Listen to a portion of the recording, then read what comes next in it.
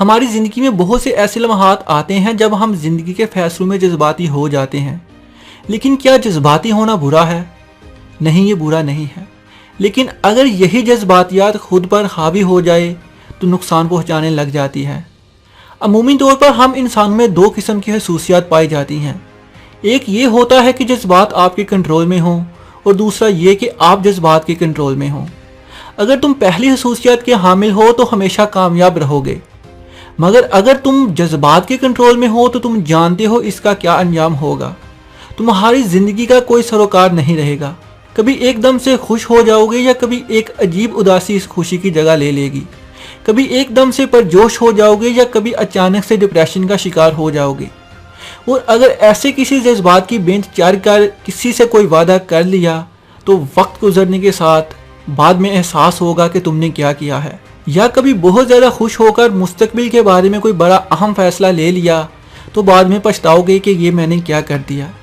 اب تم یہ سوچ رہے ہوگے کہ ان سب باتوں کا تعلق تو میرے جذبات سے ہے، مجھ سے تو نہیں، لیکن ذرا سوچو یہ جذبات آخر کہاں سے جنم لیتے ہیں؟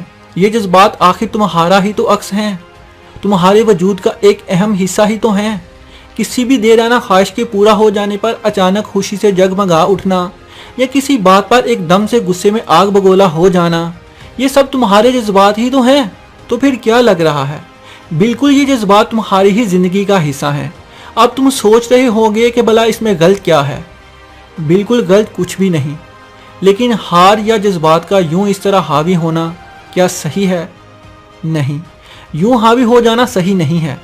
ہر چیز اپنی لمٹ میں، اپنے توازن میں اچھی لگتی ہے، اس کے بعد یا تو نقصان دہ ہو جاتی ہے یا پھر خراب لگنے لگتی ہے۔ بالکل اسی طرح انسانی جذبات بھی ہیں۔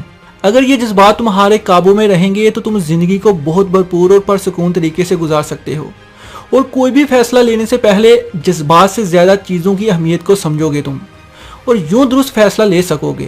اسی چیز کو اگر پلٹ دیا جائے اور جذبات تم پر حاوی ہونے لگیں تو کبھی بھی زندگی کے کسی بھی موڑ پر تم صحیح فیصلہ لینے سے ہمیشہ قاصر رہو گے، اور اگر کسی سے ملو گے بھی تو اپنی جذباتیات اس کے اندر بھی منتقل کر دو گے، کیونکہ جو انسان خود پہ اپنے آپ کو اپنی جذباتیات کی بنا پر نقصان دیتا ہے وہ در حقیقت دوسروں کے لیے بھی نقصان دہ ہے۔